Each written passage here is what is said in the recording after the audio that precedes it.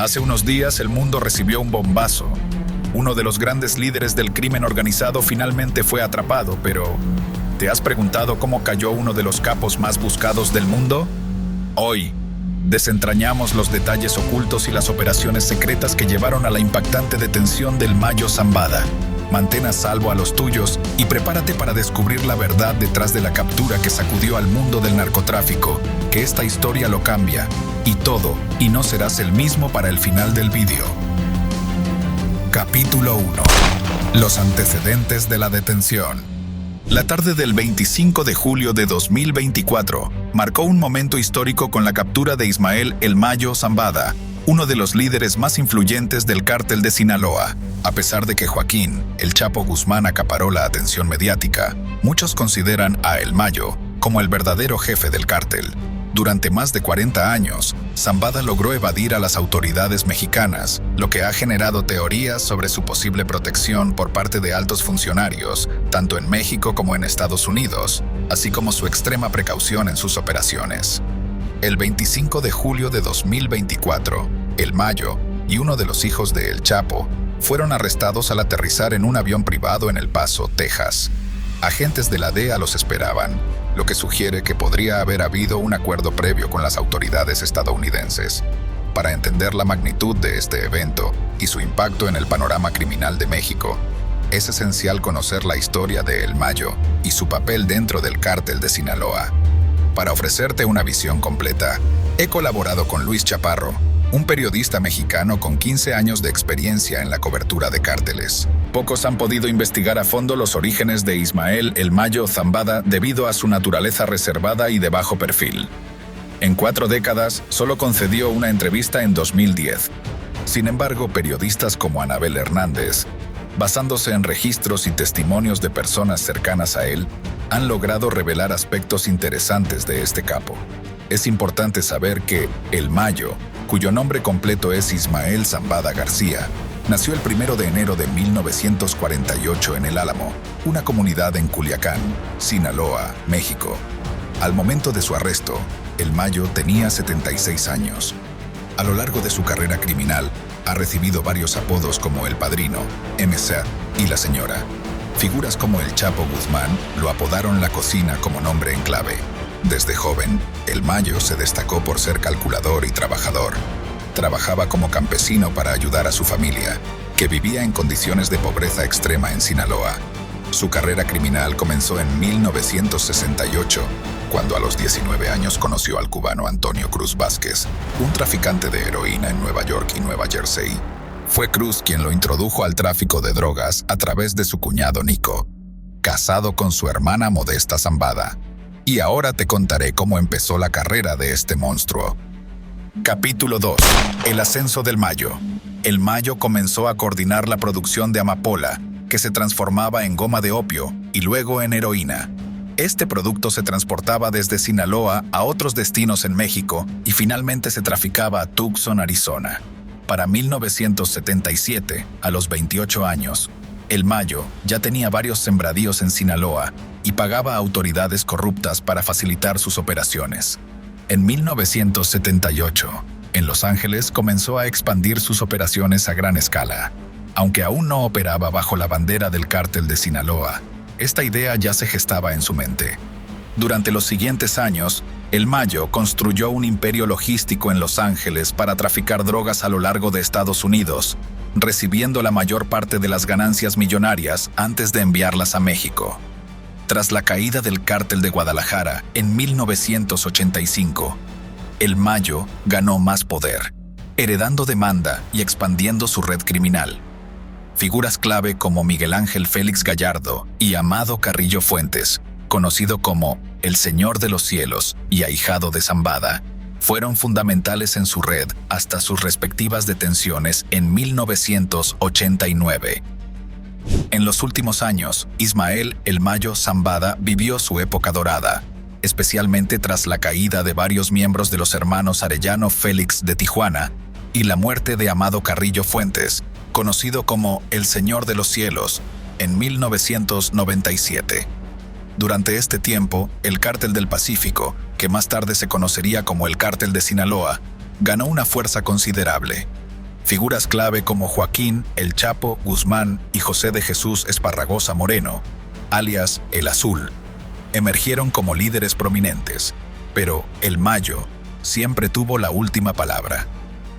Entre 2002 y 2007, el Cártel de Sinaloa se consolidó como la organización criminal más poderosa de México y del mundo, expandiendo su alcance a unos 50 países, incluyendo lugares tan lejanos como Malasia, Filipinas, Nigeria, Sudáfrica, Australia, España e Islandia. En 2004, el gobierno de Estados Unidos ofreció una recompensa de $5 millones por información que condujera a la captura de El Mayo, cifra que aumentó a 15 millones en 2021 y se mantuvo hasta su arresto en 2024. Es importante destacar que, aunque el papel crucial como operador del Cártel de Sinaloa, el verdadero cerebro detrás de la operación siempre fue El Mayo Zambada. La notoriedad de El Chapo comenzó en 1993, en el asesinato del cardenal mexicano Juan Jesús Posadas Ocampo en el aeropuerto de Guadalajara durante la presidencia de Salinas de Gortari. Este incidente marcó el inicio de su fama pública, más con sus fugas de prisiones de máxima seguridad, gracias a la corrupción de funcionarios. Sin embargo, en las sombras y sin escándalos mediáticos, El Mayo Zambada siempre fue el verdadero líder. Y así, conoces los orígenes y el ascenso al poder de Ismael El Mayo Zambada, así como la importancia de su reciente arresto, tanto para México como para Estados Unidos. Pero aún no hemos acabado. Capítulo 3. El verdadero terror de los carteles. El Cártel de Sinaloa es una de las organizaciones criminales más poderosas del mundo. No solo se dedica a la producción e importación de fentanilo, heroína, metanfetamina y cocaína hacia Estados Unidos y otros países, sino que también participa en actividades ilícitas como extorsiones, secuestros, lavado de dinero, robo de vehículos y robo de hidrocarburos, conocido en México como huachicoleo. El cártel tiene presencia en 15 estados de México, dominando completamente en 6 de ellos y manteniendo un control casi absoluto en 4, incluyendo Sinaloa, considerado su epicentro.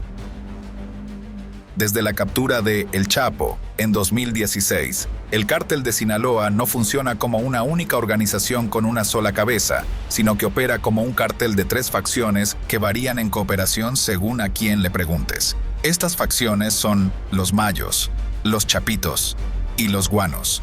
Los Chapitos, o los menores, están controlados por los hijos de El Chapo, con Iván Archibaldo Guzmán Salazar, reconocido como el líder desde la captura y extradición a Estados Unidos de Ovidio Guzmán, alias El Ratón, en enero de 2023 durante la operación Mungus Azteca.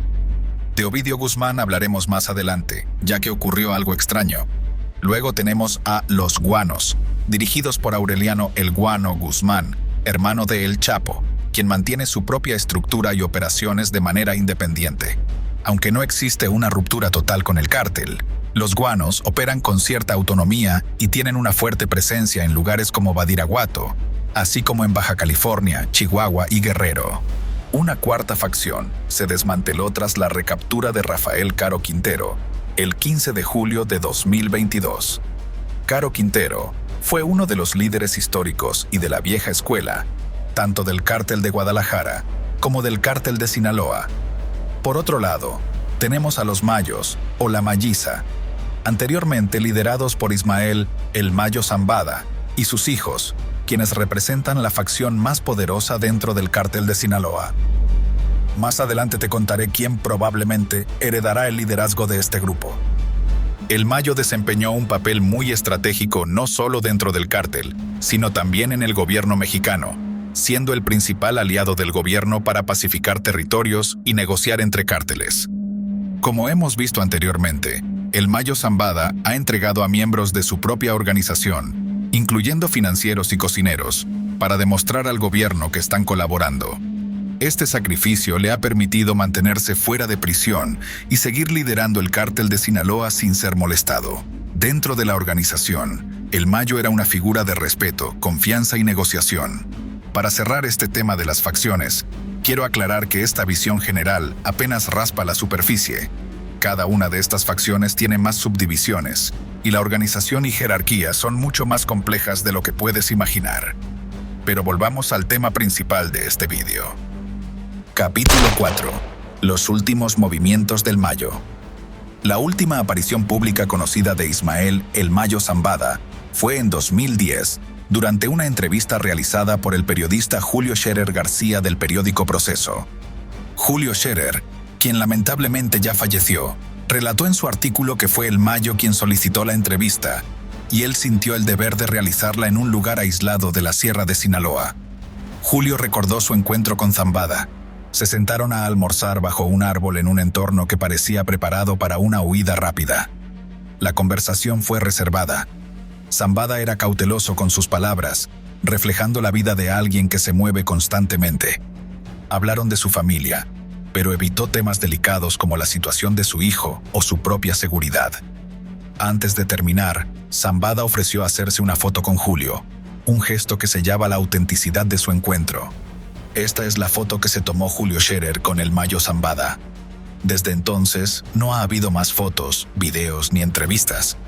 El Mayo se volvió un fantasma discreto, lo cual probablemente explica por qué, a diferencia del Chapo, nunca fue arrestado por las autoridades mexicanas. Ahora bien, déjame resumirte de la manera más entendible la información que tenemos hasta ahora sobre cómo fue el arresto de El Mayo Zambada, ya que genera muchas dudas. El 25 de julio, una aplicación de monitoreo de vuelos en tiempo real registró un avión privado Beechcraft King Air despegando de Hermosillo, Sonora, México, y aterrizando en el condado de Doña Ana, más específicamente en el aeropuerto de Santa Teresa, cercano a El Paso, Texas. Este aeropuerto está en la frontera entre México, Nuevo México y El Paso. Es crucial mencionar que agentes de la DEA y el FBI ya estaban esperando en el lugar de llegada. Minutos antes de las 2 p.m., un agente de la DEA y otro del FBI abrieron la escalerilla del avión, y El Mayo hizo una última petición. Solicitó a todos los presentes que no se dijera que se había entregado, sino que fue capturado, secuestrado o engañado. Los agentes accedieron y lo ayudaron a él y a Joaquín a descender del avión. En cuanto a Joaquín Guzmán López, alias El Güero, otro de los hijos del Chapo Guzmán, en 2015 habría participado en el operativo de fuga de su padre de la prisión del Altiplano, un penal de máxima seguridad ubicado en Almoloya de Juárez, Estado de México. A El Güero también se le vincula con SUMAP, una empresa sinaloense de equipos químicos, así como con una compañía inmobiliaria, ambas sancionadas por el Departamento del Tesoro de Estados Unidos. También está implicado en la operación de superlaboratorios de drogas ubicados en Sinaloa y acusado de traficar drogas ilícitamente hacia Estados Unidos. El gobierno de Estados Unidos ofreció una recompensa de hasta $5 millones por información que llevara a la localización de El Mayo Zambada. Hay pruebas claras de que existió un acuerdo entre El Mayo, Joaquín Guzmán López y las autoridades estadounidenses para su entrega. Una de estas pruebas es un documento firmado mientras el vuelo aún estaba en territorio mexicano, con agentes federales estadounidenses a bordo junto con estas dos personas de interés. Este documento, conocido como Regla 5, se utiliza en Estados Unidos para trasladar a un preso de un estado a otro, similar a una extradición interestatal. El documento se firmó porque todos en el avión, incluido El Mayo, sabían que aterrizarían temporalmente en Nuevo México antes de moverse a otros estados. Este documento se firmó con anticipación, indicando que era una operación planificada. Cuando el avión King Air llegó a Doña Ana, Nuevo México, cerca de El Paso, Texas, algunos hombres de las fuerzas federales estadounidenses descendieron, seguidos por un agente de la DEA y otro del FBI. Según videos a los que tuve acceso y publiqué en mis redes, estos agentes saludaron a los que venían a bordo, incluyendo a El Mayo y a Joaquín, lo que sugiere que todo estaba acordado y no fue una sorpresa. Si El Mayo Zambada no hubiera sabido de esto y le hubieran dicho que estaba bajo arresto en el avión, este habría sido rodeado por agentes federales al aterrizar en Doña Ana. Sin embargo, esto no ocurrió. No hay imágenes de agentes rodeando el avión, solo de ellos examinándolo y tomando evidencias después de que todos descendieron. La última información disponible, la mañana del 26 de julio, indica que Frank Pérez, abogado de Ismael El Mayo Zambada, negó que el narcotraficante se entregara voluntariamente a las autoridades estadounidenses. El abogado declaró a un periodista que su cliente no cruzó la frontera en avión por voluntad propia, como sugirieron algunos informes. Añadió que no tenía más comentarios aparte de aclarar que el Mayo fue entregado contra su voluntad. Además, Pérez informó que el Mayo Zambada compareció ante un tribunal federal en El Paso, Texas, la mañana del 26 de julio, y se declaró inocente de los 12 cargos relacionados con narcotráfico y crimen organizado. Luis Chaparro, por su parte, tuvo acceso a uno de los nietos mayores de El Mayo, quien compartió una visión más íntima del estado actual del capo. Mi abuelo estaba muy enfermo, como sabías, y su vida estaba llegando a su fin. Todo lo que siempre quiso fue tener la oportunidad de ver a Huella MG al menos una vez más, dijo el nieto, cuyo padre es Ismael Zambada Siqueiros, conocido como el Mayo Flaco y actual jefe de la Malliza. El nieto reveló detalles sobre una reunión crucial donde el Mayo intentó convencer a los chapitos de entregarse a las autoridades estadounidenses. También es relevante mencionar que el avión en el que llegó el Mayo era originalmente del condado de Doña Ana y no un avión privado mexicano, lo cual es curioso. El nieto de Zambada también comentó que el acuerdo fue principalmente para tener la oportunidad de ver a sus hijos y a su hermano Reinaldo, conocido como el Rey Zambada. Las autoridades estadounidenses estaban muy cerca de capturarlo, por lo que hizo lo que consideró mejor. En ese momento, ocurrió algo curioso. Ovidio Guzmán, hijo del Chapo, fue liberado 2 días antes de que el Mayo se entregara el 25 de julio. Esto está confirmado en la página del Buró Federal de Prisiones de Estados Unidos, y cualquiera puede verificarlo. Sin embargo, una fuente de una agencia federal estadounidense dijo que Ovidio aún podría estar bajo custodia, ya que enfrenta cargos que no han sido desestimados. No se descarta la posibilidad de un acuerdo entre agencias para capturar al Mayo. Es posible que Ovidio esté ahora en una cárcel estatal en Chicago, como ha sucedido con otros capos mexicanos. Este movimiento tan cercano a la captura del Mayo deja la duda de si Ovidio tiene algo que ver con todo esto. Según su calendario judicial, Ovidio Guzmán tiene una vista presencial el 30 de septiembre de 2024, por lo que surge una gran pregunta. Capítulo 5. ¿Y ahora qué sigue? La historia en México ha demostrado que la fragmentación de los cárteles genera violencia, y así ha sido en el pasado, y continúa siendo con otros cárteles. Mike Bill, ex jefe de operaciones internacionales de la DEA, mencionó que el cártel de Sinaloa podría enfrentarse a una fragmentación aún más grave en los próximos meses o años. Las facciones de los Chapitos y los Guanos pelearían por el control de la organización criminal, lo que generaría un conflicto muy sangriento. Un informe de la DEA titulado Evaluación Nacional de las Amenazas de las Drogas 2024 señala que el Mayo Zambada se encuentra en un deteriorado estado de salud, sufriendo de diabetes durante años, lo que ha afectado varios órganos y causado problemas serios de visión. A pesar de su salud deteriorada, el Mayo Zambada demostró tener suficiente fortaleza para viajar, ser arrestado y ahora enfrentar un proceso penal que podría extenderse por meses o años. Mike Bill mencionó que el Mayo Zambada se entregó a las autoridades, pero la estructura del cártel de Sinaloa continúa operando normalmente, así que existen antecedentes de que la familia Zambada ya había negociado con la DEA para entregar a otros miembros del cártel anteriormente. Finalmente, Jesús Vicente Zambada Niebla testificó en 2019 contra Joaquín El Chapo Guzmán, quien fue condenado a cadena perpetua. Algunos expertos, como Luis Chaparro, sugieren que Ismael El Mayo Zambada podría haberse entregado para estar cerca de sus hijos en sus últimos años de vida. Sus hijos, Vicente Zambada Niebla, Ismael Zambada Imperial y Serafín Zambada Ortiz, así como su hermano Jesús Reinaldo Zambada, están en Estados Unidos. A sus 76 años y con problemas de salud, el Mayo probablemente desea pasar sus últimos años con su familia. Su entrega podría marcar el fin del cártel de Sinaloa, que enfrenta fragmentación y conflictos internos. La sucesión del liderazgo podría desencadenar más violencia, especialmente con la posible intervención del CJNG. Además, el Mayo podría testificar contra políticos corruptos, aumentando la tensión. Esta es la supuesta versión especial, pero esta historia aún no acaba. Pues a pesar de que terminamos de contarte la supuesta versión oficial, quiero compartirte otras dos posibles teorías con mucha fuerza que tienes que tener en cuenta.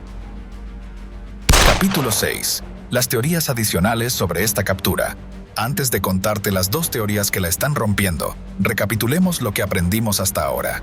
La teoría principal sostiene que Joaquín Guzmán López, hijo del Chapo, secuestró a Ismael El Mayo Zambada y lo entregó a las autoridades estadounidenses en contra de su voluntad.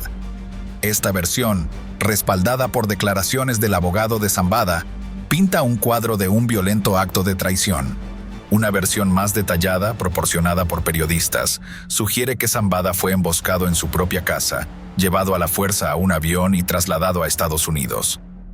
Esta versión incluye la participación del político mexicano Héctor Melesio Cuen, quien fue asesinado el mismo día que Zambada fue detenido, lo que sugiere una posible conexión con el evento. Pero mucho más interesante que esto es nuestra segunda teoría del día. Esta sugiere que agentes de la DEA secuestraron al Mayo Zambada y al hijo del Chapo en México, llevándolos ilegalmente a Estados Unidos. Aunque inicialmente parece fantasiosa, hay antecedentes y puntos clave que le otorgan cierta validez. El 30 de julio de 2024, José Luis González Meza, abogado del Chapo, en una entrevista con el periodista Pascal Beltrán del Río, calificó la versión oficial como un cuento de Walt Disney. Según González Meza, tanto Zambada como el hijo del Chapo fueron secuestrados por agentes de la DEA y transportados ilegalmente en un avión King Air 250 a un aeropuerto en Santa Teresa, cerca de El Paso, Texas. Durante la entrevista, se plantearon hipótesis importantes, como la propiedad del avión. Según la bitácora de vuelo, se debe registrar claramente la propiedad del avión, la compañía y el país, así como los datos de los pilotos. Si el avión despegó de México, lo hizo de manera ilegal, ya que el Mayo y el hijo del Chapo fueron entregados sin notificación oficial del gobierno mexicano. Además, el avión tenía una matrícula clonada, y se apagó el transpondedor hasta llegar a territorio estadounidense, evitando así su detección. Si esta teoría es cierta, plantea interrogantes delicadas sobre la soberanía de México y la legalidad de las acciones de la DEA. No sería la primera vez que la DEA actúa de esta manera. Un caso similar ocurrió en 1990 con el ginecólogo jalisciense Humberto Álvarez Machain, quien fue secuestrado en su clínica por agentes de la DEA y policías mexicanos sin el conocimiento del gobierno mexicano. Álvarez Machain fue llevado ilegalmente a Estados Unidos, acusado de participar en el asesinato del agente de la DEA Enrique Kiki Camarena en 1985. Finalmente, en 1992, un juez federal estadounidense desestimó los cargos por falta de pruebas y ordenó su liberación y regreso a México. La principal sospecha del secuestro del Mayo por agentes de la DEA surge de la complejidad de la operación. Secuestrar al Mayo es una tarea extremadamente difícil y peligrosa, y el antecedente de Álvarez Machain sugiere que la DEA podría haber actuado de manera similar. Según declaraciones oficiales del gobierno mexicano, no hubo notificación previa sobre operativos de la DEA en territorio mexicano. Si hubieran sido informados, las acciones habrían involucrado a agentes mexicanos, y los implicados habrían sido encarcelados en México antes de ser extraditados a Estados Unidos, mediante un proceso legal adecuado. José Luis González Meza argumenta que el gobierno de Estados Unidos y la DEA actuaron ilegalmente al capturar al Mayo Zambada y a Joaquín Guzmán López, y por lo tanto deberían devolverlos a México para ser juzgados en su país de origen. Aunque parece poco probable, no es imposible, como se demostró en el caso de Álvarez Machain. Sin embargo, hay que considerar que Machain no ocupaba una posición de liderazgo en un cártel de drogas transnacional como el de Sinaloa. Aunque esta versión es emocionante, presenta algunas lagunas y no explica todos los detalles. Sin embargo, personalmente me parece más coherente que la teoría oficial. Y aún no acabamos, pues la tercera y última teoría es la que más da de qué hablar. A veces la realidad es mucho más sencilla de lo que parece. Esta teoría sugiere que Ismael El Mayo Zambada se entregó a las autoridades estadounidenses porque estaba gravemente enfermo y deseaba ver a sus hijos por última vez. Muchos expertos en cárteles mexicanos, aquellos que han dedicado años al estudio profundo de estos grupos, sostienen esta versión. El Mayo, a sus 76 años, sufre de diabetes, probablemente cáncer, y está perdiendo la vista. Con 3 de sus hijos en Estados Unidos, su mayor anhelo era estar cerca de ellos y de su hermano antes de que su salud empeorara. El Mayito Gordo está en prisión. Vicentillo es testigo protegido del gobierno estadounidense y no puede salir del país. Y Serafín, el Flaco, es ciudadano estadounidense en una situación complicada. Además, su hermano Jesús Reinaldo Zambada también está en prisión en Estados Unidos.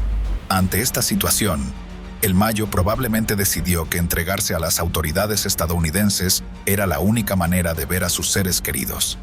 Aunque esta versión no explica por qué uno de los hijos del Chapo estaba en el avión con él, ni por qué Ovidio Guzmán fue trasladado de prisión 2 días antes de la captura del Mayo, suena plausible. Un comunicado de la familia Guzmán Loera y Guzmán López niega cualquier secuestro del Mayo Zambada y revela que el Mayo ha estado negociando su entrega con las autoridades estadounidenses durante los últimos 4 años. Estas negociaciones no son nuevas. Ya en el pasado, la familia Zambada había negociado con la DEA, lo que culminó en la liberación de Vicentillo, quien ahora es testigo protegido y cuyas declaraciones en 2019 ayudaron a condenar al Chapo Guzmán. La versión de que se entregó no le gusta al Mayo, ya que lo hace parecer débil y traidor a la organización que fundó.